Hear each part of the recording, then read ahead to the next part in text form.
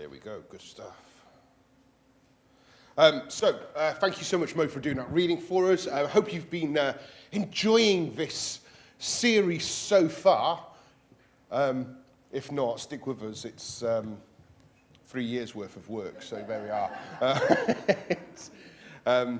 We was at a conference on Thursday, Friday, Saturday, and one of the comments was, or one of the talks was from guys from G2, which is a church down in York, and the comment was made that for ages they did no more than 4 weeks series, and a revolutionary thing was to do an 86-week series through the book of Matthew, and we're going to get to Matthew at some point when we look at the Gospels. That's the Gospel we're going to look at for a particular reason. But I thought 86 weeks, cowards. So yeah, anyway, we're continuing our journey through the Old Testament, looking at Genesis and Torah, and trying to pick up and use these tools that I hope you're starting to learn them. This is how I'm starting all the talks at the moment, is saying this is what we're doing. We're trying to think with an Eastern mindset, not to become Eastern, not to become Hebrew or anything like that. You know, we are Westerners, we are Gentiles. We're not told to do that, but to understand this amazing book, we've got to learn the tricks and tools that they used. Otherwise, we miss so much. And so it's really important that we discover the treasure that's buried in these life-giving words. So far, we've looked at how to think more Eastern. So if you miss the week one, the first week in September when we started this series, go back either on Facebook, or is it on YouTube yet, Rob? It's going on YouTube this week, so you can find it on YouTube, and it would be how to think more Eastern. We looked at trusting the story, and actually how the first few stories in Genesis all point us towards the fact that we're invited to trust God and to trust His story and His narrative. We looked at how we can know when to say enough. We looked at how to master the beast within us, that we're not actually beasts, we're not animals, we're something other. And then we've started to look at Noah's story and all that's in there for us. And so that's where we find ourselves today. There's the little, introduction. This is where we've gone. This is where we're going. And so let's start. Let's pick up some problems that is in this reading, because there's a few problems, and there's actually more than what, because I spotted one at the end which I've not picked out. I don't think, I can't remember. But he lives for 950 years. That's old, isn't it? Anybody fancy living to 950? No. Could you imagine your knees? Anyway, but the first problem I want to point out, and we may not get this, and we certainly don't get it from the reading, we get it from the next part of Genesis, so it's worth pointing it out. But the names of Noah's sons, Shem, Ham, and Japheth, they're an issue for us because they're in the wrong order. When we get onto his genealogy, Japheth is actually the oldest, and then Ham, then Shem. And that's a huge thing in Jewish tradition about who was the first. Who was the firstborn? It's a massive, massive thing. And it goes right throughout. In fact, even to our modern age, isn't it? Actually firstborn is still a significant thing, particularly for a very specific family in our culture. Who would that be? The royal family, absolutely. It's not that, and thankfully now it's not even just the oldest son, it's just the oldest child, which is what it should be. So the fact that it's not normal, the fact that it's not in the right order, that should trigger our antenna going like, oh, what's God doing here? What's he trying to do? Now, to be honest, I'm not really going to address that today. We will come back to genealogies in a couple of weeks' time, because we're going to look at Abraham's genealogy. And again, there's something funky in there as a little heads up. But it's worth noting. It's worth looking at. So another thing that should pop out to us is that we've suddenly got a vineyard and wine. Hooray. Anybody with me? No. Now, vineyards and wine making don't occur in the Bible before this point, and so it's worth noting. In fact, in biblical scholarship, and this is one of the things that we was taught in college, is a thing called the principle of first mention. So again, our biblical antennas should be firing, and the principle of first mention is very much what it says on the tin. It's a bit of a Ron seal, isn't it? Other outdoor paint is available. But basically, the principle in Hebrew writing is that, and it typically applies. There's the odd occasion where it doesn't, but they're very, very, very rare. But basically, whenever we see, in this instance, vineyards or winemaking, again, it's meant to draw us all the way back to Genesis 9. So how we understand what they're talking about when they're talking about vineyards and winemaking, for the rest of the Bible, it's meant to draw us back to the story of Noah and what we learn from that story. It's kind of like a little key hook phrase in there for us. Another question that we kind of need to wrestle with a little bit is what is the big deal about Noah being naked in his own tent? You'd have thought, wouldn't you, that it would be okay to be naked in your own tent. We all do it. We just call them houses nowadays, don't we? You know. And you'd think, if I can do that anywhere and not draw attention to myself, it would be my own space. Yeah? But it's a big deal. So what on earth is going on here? And we'll come back to that shortly. We will come back to that one. Another problem is that we have to answer is how did Noah find out about what had happened? You see, there aren't many people around after the flood. So how does Noah know who did what in this story? How does he know? And it's also worth noting the parentheses, the little brackets, note that Ham is the father of Canaan. And why would the Canaanites be mentioned here? They come up a lot throughout the history and story of Israel. And in fact, they are mentioned twice in the early stages, and then it's Canaan that's cursed by Noah. Not Ham, who appears to do something wrong, and I don't know about you, but on first glance, it doesn't appear to be that much of a big deal. We'll get on to why it will be a big deal in a moment.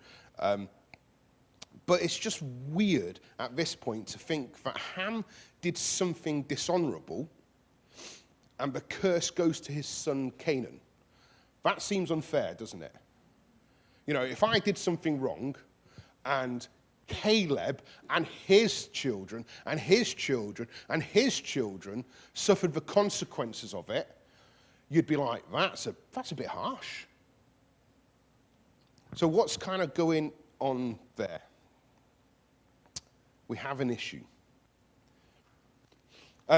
So in the flood, last week, we noticed that it was a direct parallel to the creation story. That we had all the days of creation paralleled in the ark, and we had Sabbath paralleled, and we had a God who knew when to stop creating paralleled with a God who knew when to stop destroying.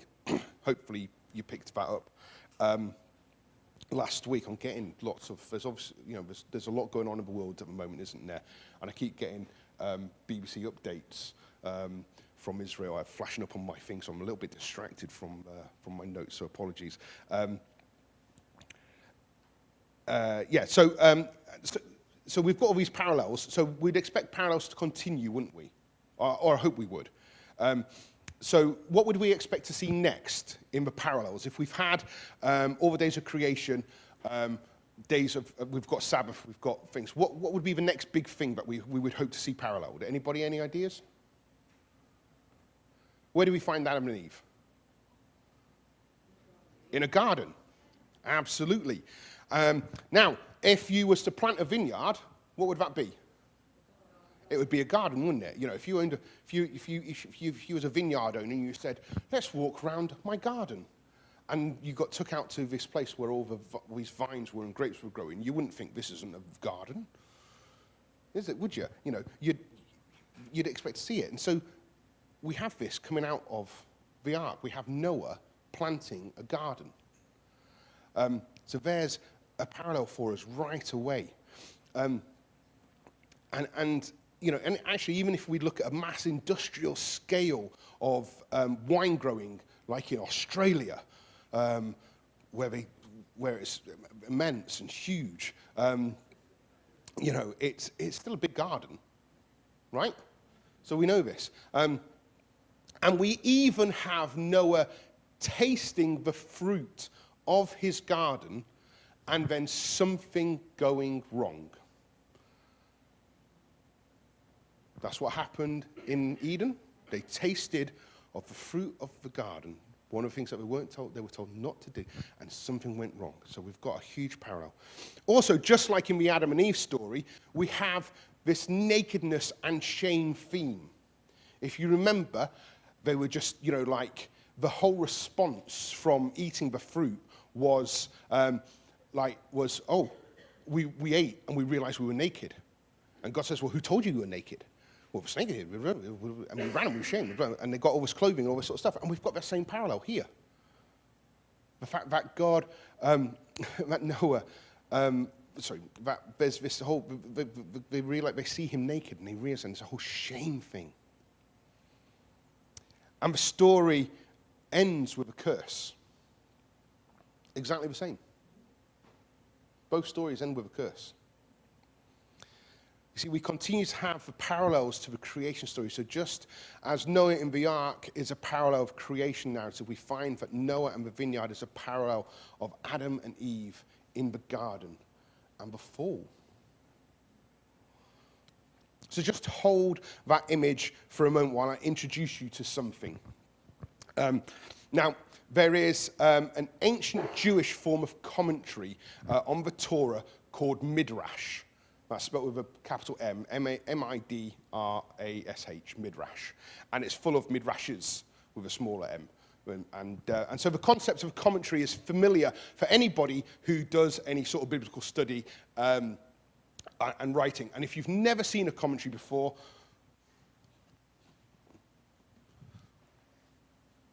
this is one. We provide them as part of a reading zone for our 11 o'clock service for people who like to learn by reading, because they're really useful and they're full of really interesting things. It's all right, it's my book. And a modern commentary, one of those, is very deductive and formulaic, giving insight and exegesis into the passage. In fact, one of the things I was taught at college was how to do biblical exegesis. And to look at a text and go like, A plus B equals C, and da-da-da. And you were sort of, and we sat exegetical exams, where we were given a certain amount of time to, like, we were allowed to have one commentary and one Bible, and everything else we had to remember. Like, if we wanted to quote other sources, we had to remember it all. But we had to go through and, like, exegete the passage, and it was whoever came closest to what the tutor thought was the correct exegetical formula got the highest grades. So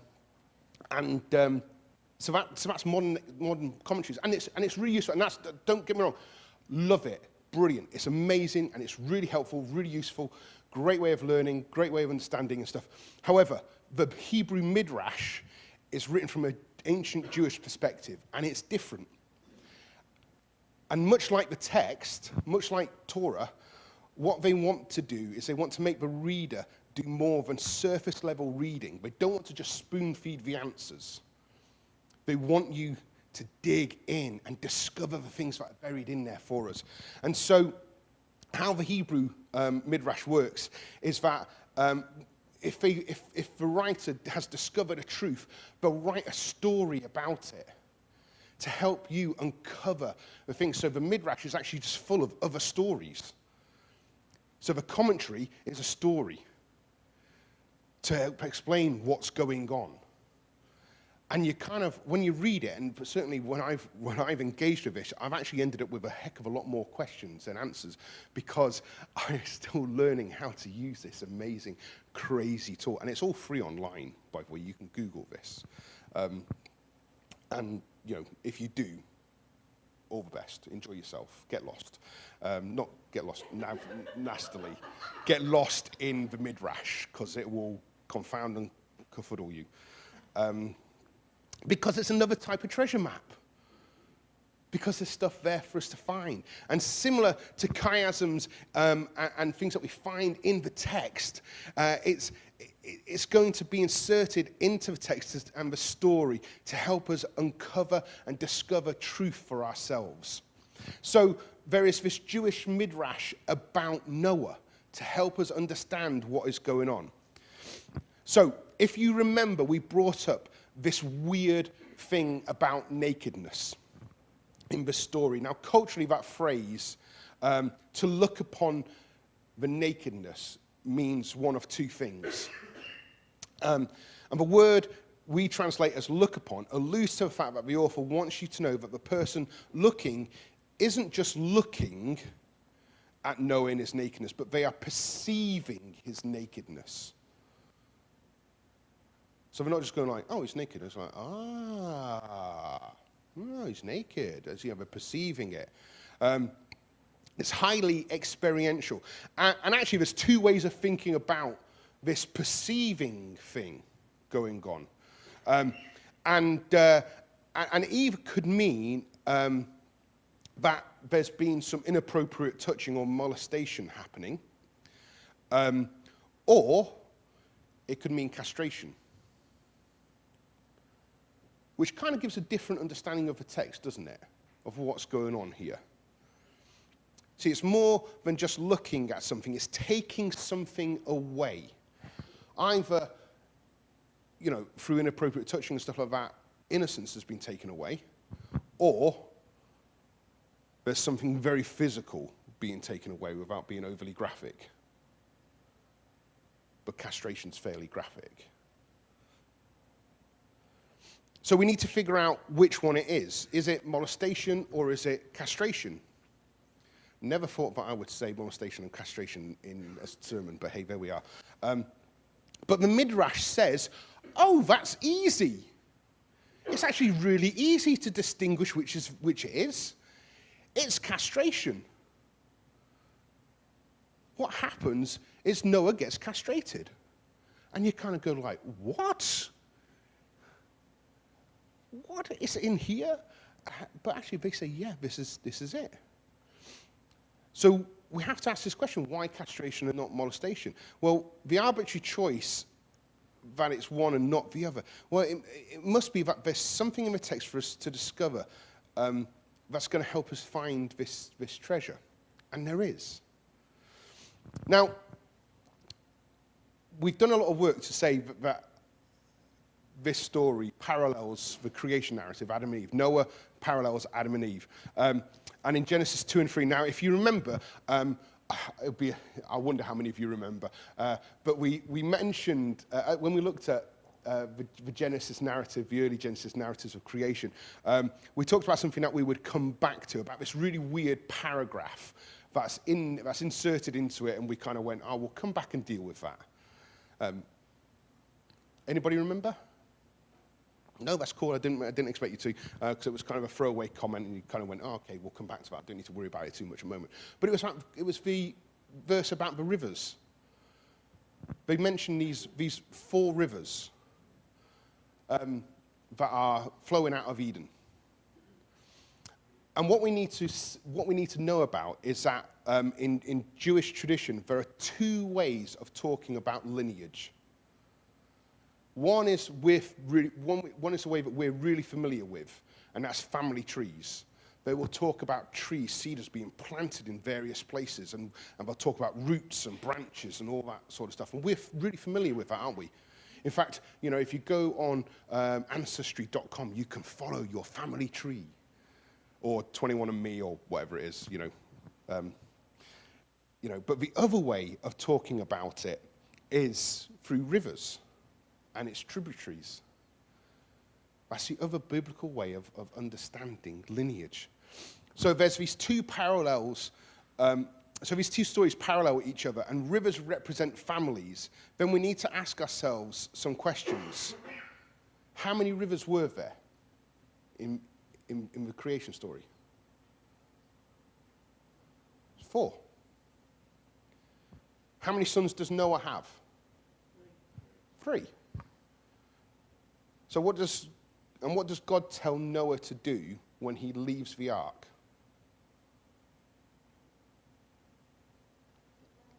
He gives the same command as what he gives to Adam and Eve, to go forth and multiply. Have more children. Increase your lineage. So based on the narrative and the parallel, we should expect to see the line of Noah growing. He's going to have another son to fulfill the imagery that's in the text. So now all of a sudden we realize that there is a 4th river. So there's going to be a 4th son. And so we stumble into what the Midrash is telling us, that there is something that happens to Noah that is significant and devastating. And so devastating that he gets up and he curses not Ham, but Canaan, Ham's son, his lineage. And I have a real conviction here, based on what I've learned from Rabbi Foreman, that Noah is bent on revenge, because when he wakes up from being blackout drunk, which is what he was, he realizes that he has woken up and something very significant is missing.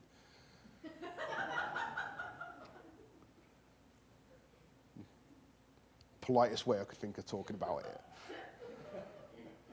See, Noah wakes up and he says, "What have you done? You have robbed me from my ability to produce more sons." The curse he speaks over Ham is replicating the curse that he feels has been done to him. The Midrash alludes to Noah feeling robbed of his ability to fulfill God's instructions of multiplication. So Noah is cutting off Ham down the generations in return. This whole story is a story about vengeance. And what is so interesting is that this comes on the heels of the flood story. The first creation story is a story of God knowing when to say enough about his creative power. And the story of Adam and Eve is a story of humans learning when they should stop in their creative power. Now, in the flood story, we have the story of a God knowing when to say enough in his destructive power. And Noah is having to learn the same thing. The invitation to Noah, even in the literal agony of his situation, the invitation to Noah is for him to trust God and not get carried away in his destructive power. The invitation is for Noah to not take revenge, to not pass on Ham's mistakes and outrageous acts on his children and his children's children, but to trust God in his story. What is interesting about the word used for curse in this narrative is that Noah is the only person in all of Scripture to use this type of curse. The only other time it appears is when God says it. So Noah is being like God.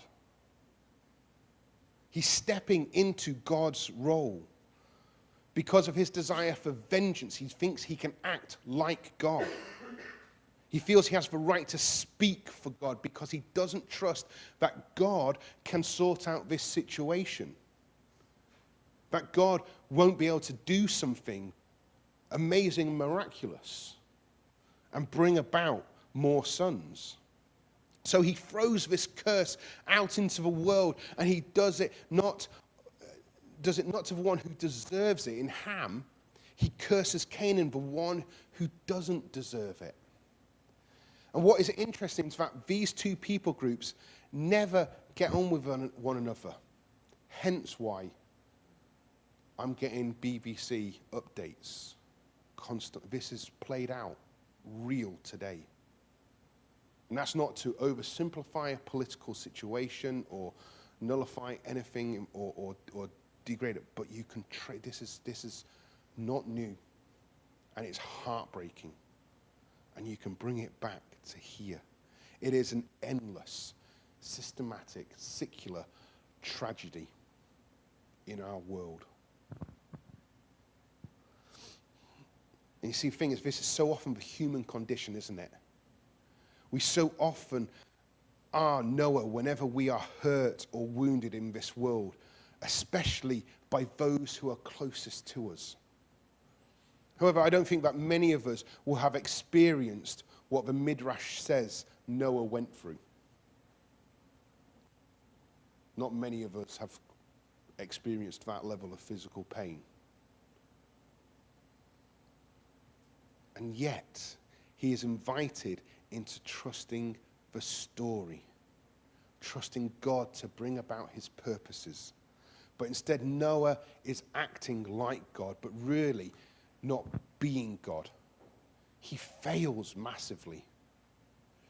Where God knows when to say enough, it is evident that Noah has no clue whatsoever, and his desire for revenge overtakes him.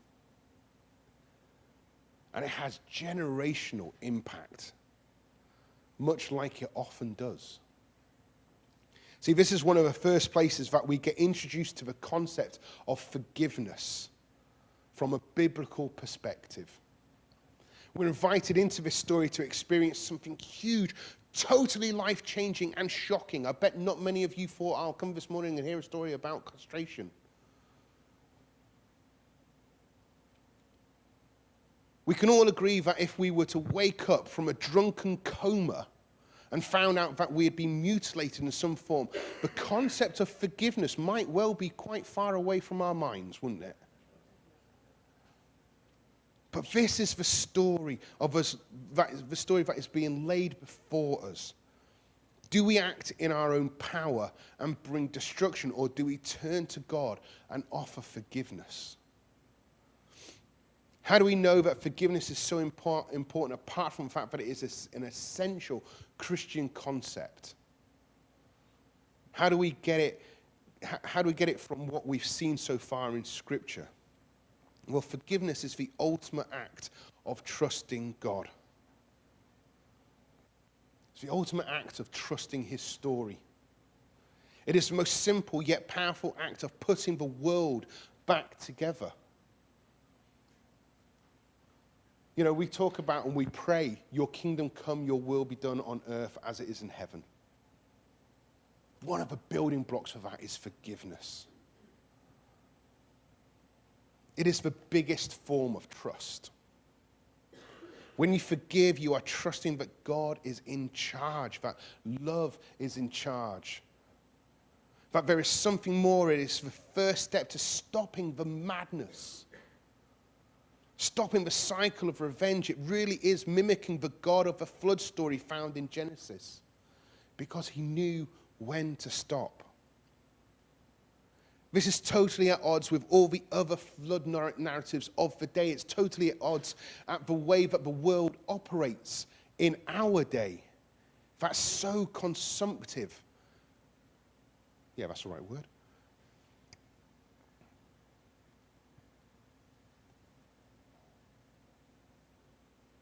See, the point is that none of these stories, none of what how the world goes on, detract from who God is.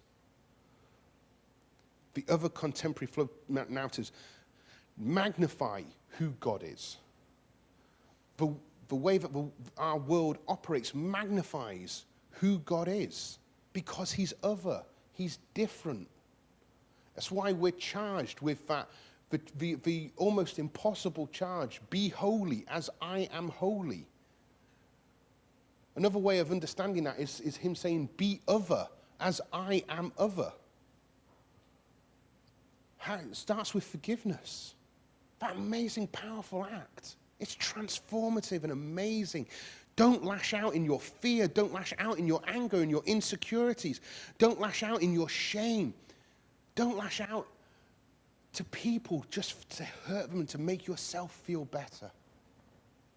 Forgive. This is all, and we see this in this story. You see, this is all wrapped up in Noah's shame, anger. He knows he is supposed to have more kids, and he is unable to do so. So he is full of shame and insecurities about the future because he isn't who he thought he was going to be. I wonder how many of us live with that. I thought I was going to be X, Y, Z. I thought I was going to play for the Miami Dolphins when I was 15.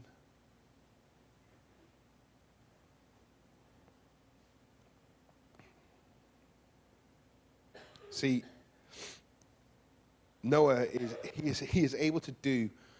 He's not able to do what he's able to do, and so he's got a choice. And we've all got a choice. Take it out on the next guy. Or is he going to say enough is enough and allow the world to continue down a redemptive path? And unfortunately, this story ends in another tragedy. It ends in a curse. You know, what's going on in the Middle East at the moment is heartbreaking. What's happening in Ukraine, what's happening in Sudan, what's happening in Yemen, all sorts of places around the world, they're heartbreaking. What does forgiveness look like in those situations? Not reacting. Not being passive, but being incredibly active in our forgiveness, in our love, in the way we connect. See, forgiveness is so big in God's story and our story. We only need to look at the things that Jesus taught.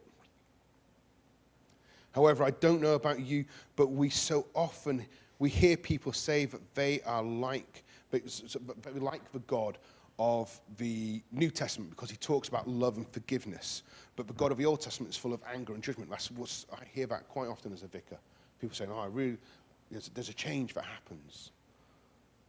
But when we truly start to dig deeper into a text and peel back the layers and ask questions and look at the stories for what they really are and spot the clues and the hidden treasures, we discover that God really is the same yesterday, today, and forever.